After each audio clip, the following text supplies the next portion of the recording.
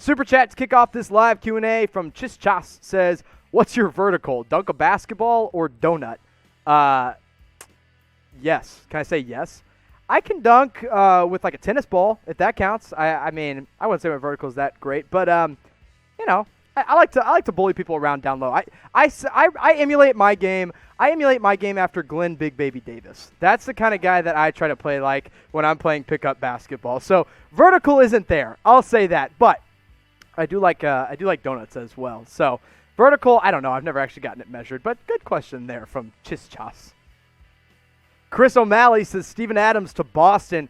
Good question here, and I've actually already seen it kicked around because now we know the Boston Celtics are prioritizing a center this offseason. And, man, Steven Adams is kind of the guy that you expect to get moved from Oklahoma City, right? If Chris Paul's gone and Dennis Schroeder's gone, I don't think Steven Adams is going to stick around. And I think this is a guy that the Boston Celtics should absolutely try to go out and get because he's physical, he's a veteran, he knows how to win. He can do all of those things, and that's something that Boston really, really needs. Now, what would they have to give up? Probably two of the three first-round picks the Boston Celtics have this year. And at that point, if I'm the Celtics, I think you got to do it. Because I think if you get Steven Adams, he's better than anybody you're going to find at the end of the first round. Maybe get a later first-round pick from the Thunder and then move 14 and like 26 or maybe even 30. And I think that could get it done. But if you're a Celtics fan, you want to know what they're going to do with those draft picks or what they're going to do in the offseason when it comes to trades and free agency, make sure you subscribe to our Celtics-only channel at chatsports.com/CelticsTV. Best place to go. I've already had a lot of fun over on that channel. Celtics fans, you guys are awesome, and you guys have a lot of fun with everything in the comment section. So go hit that subscribe button. Let's get 100 new subscribers today. What do you guys say? Go ahead and hit that subscribe button. Let's go to Leonard Davis. Says Ben Simmons to the Celtics for Gordon Hayward, and Simmons plays center. Oh. First of all, no, he's not going to play center.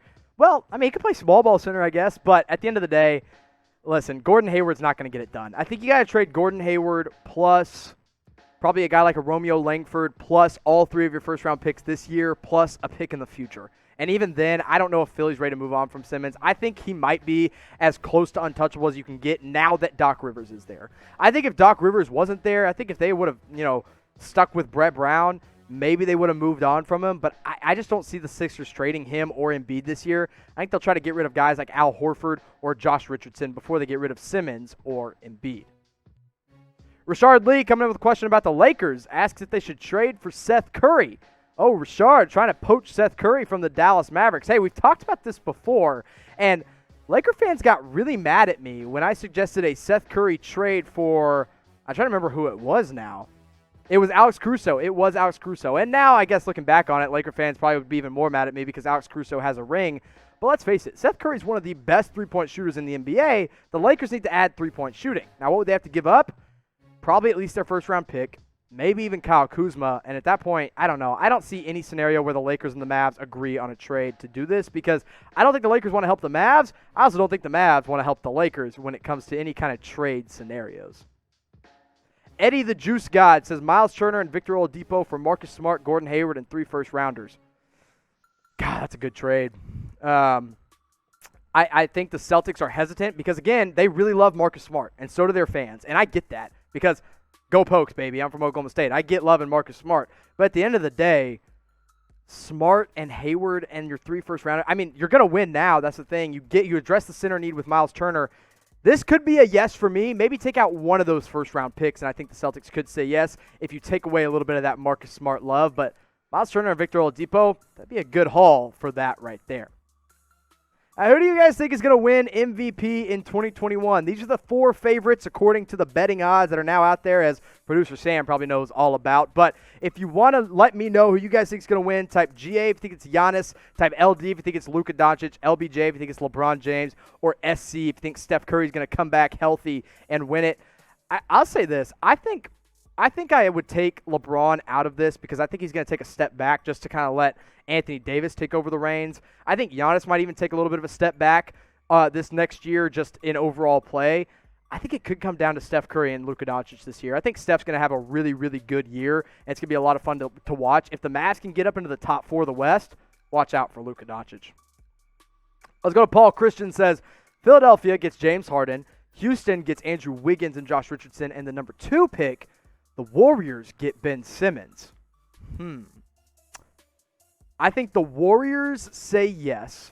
I think they would do that because Ben Simmons is better than whoever you're going to get at number 2, and he's better than Andrew Wiggins, and he fits that team so well because he brings defense, and they already have enough floor spacing. You don't really need Ben Simmons to be a great shooter.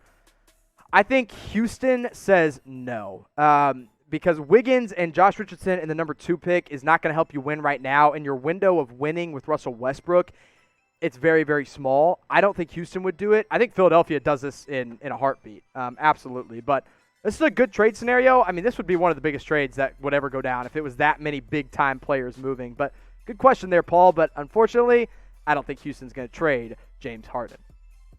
Marquise Robertson says Devin Booker to the Miami Heat. Guys, people are always like, hey, trade Devin Booker. Devin Booker's going to get traded. What? He's just now getting good. He's just now entering like the prime where he can carry a team to the playoffs. The Suns aren't just going to give him away. Here's what Miami would have to give up. I think it'd have to revolve around Tyler Hero and Bam Adebayo. At that point, the Heat are like, I don't want to give all that up, and they probably wouldn't do it. So, Marquise, I don't think Devin Booker's going to get moved. And if he does, I mean, Miami has the pieces to make it happen, but I don't think Pat Riley wants to trade away Tyler Hero or Bam Adebayo anytime soon. Now, if a player does get traded, one of the things that I love that Fanatics does is they have jersey insurance. So maybe you bought like a Kemba Walker Charlotte Hornets jersey, and then he left and went to the Celtics. Well, guess what? You could have gotten that jersey replaced if you had gotten your jersey from Fanatics. So it's chatsport.com/NBA jerseys. Look at that. Back-to-back-to-back players that got moved from different teams. You had Kemba, KD going to the Nets, and Kawhi Leonard going to the Clippers. So, hey, maybe they're going to move around again soon, and you don't want to risk, throwing away your money. Go to chatsports.com/NBA jerseys. Get that jersey insurance. Also, get a jersey that ships for free for a limited time only. Best place to go. Best place to buy your jerseys. Maybe you got some gifts that you need to get buying. That's the place to go at chatsports.com/NBA jerseys. Best place there at Fanatics for all the best and highest quality jerseys of all your favorite teams. Let's go to Matthew Phipps. Says, Celtics take RJ Hampton as being a New Zealander. Watching him, he is very energetic and streaky, but if tapped into his potential and coached right, he will be amazing ball slasher and finishing point guard. Amazing on-ball slasher and a finishing point guard. There are reports, and I actually just recently put this out on our Celtics channel, that Celtics are interested in RJ Hampton at 14, which surprises me because I have RJ Hampton going closer to that 15, 16. Well, I guess 15 is only one pick after 14, but anywhere after the lottery kind of thing. But I don't know. My thing with RJ Hampton is if he's tapped into his potential, yes, he will be really good in this league, and I think he'll be around for a long time. If he's not tapped into his potential, he's out of the league by the end of his rookie contract. And I hope that's not the case because he's super fun to watch if he hits that potential. So I wouldn't take him at 14 if I'm the Celtics. I would package 26 and 30 and move into the late teens or early 20s and then try to take him there. And if he's not available, take somebody else. Magnus Jimenez says, do the Bucks trade for a new center? I mean, Brook Lopez is still really good. He wasn't great in the playoffs, but still a great shooter, still a great shot blocker. If they're really trying to win right now, maybe you trade Eric Bledsoe for a guy like an Andre Drummond. But, Andre Drummond on that team would be so bad. So bad. He can't space the floor. You got to have shooters around Giannis. And a guy like Brook Lopez spaces the floor perfectly. So I don't think a new center is what they need. I think they need another playmaker and another shooter. I think you know what they need?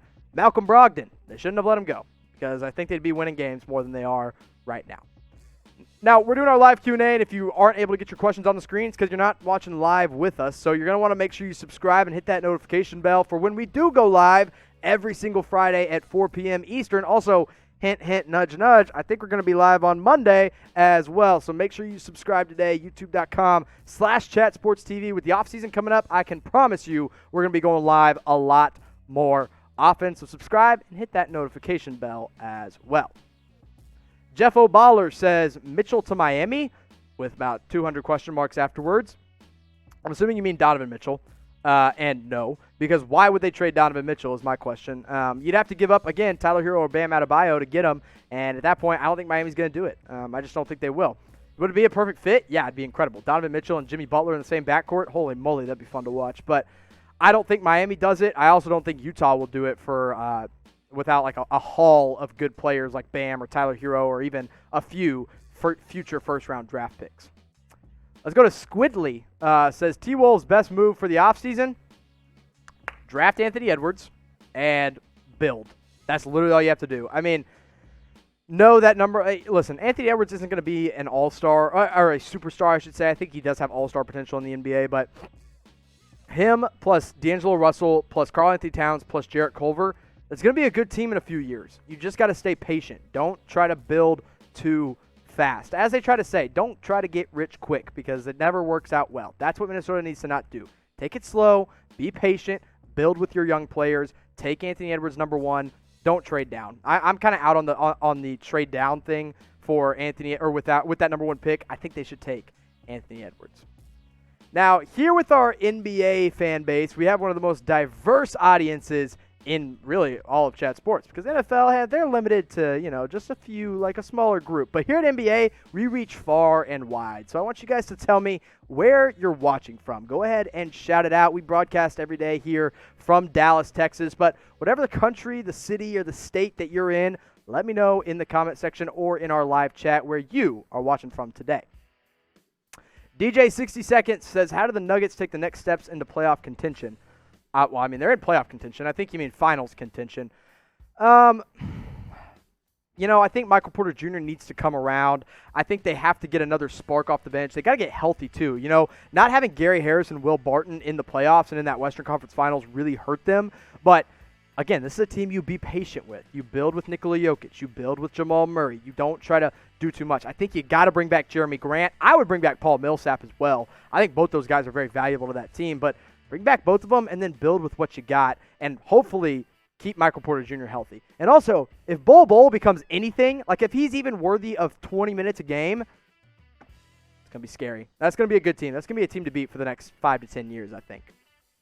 Let's go to Tominator Rules 8. Paul George to New Orleans. Well, New Orleans has the assets to acquire him. You think maybe they trade Alonzo Ball. Clippers want to get better at point guard. Maybe they trade Jackson Hayes. They want to get a better big man. They would trade J.J. Redick back to the Clippers. They get a better shooter. I mean, if the Pelicans are willing to move on from those kind of guys and maybe a few younger guys, maybe a sign and trade with Brandon Ingram, but at that point I think it's a little bit too much. I think they have the assets to pull it off. I don't know how locked in Paul George would be in New Orleans because we all know when Paul George is locked in and looking to win games, he can be one of the best players in the NBA. When he checks out, he becomes Pandemic P, and he starts missing a lot of shots. Tom, I appreciate that question.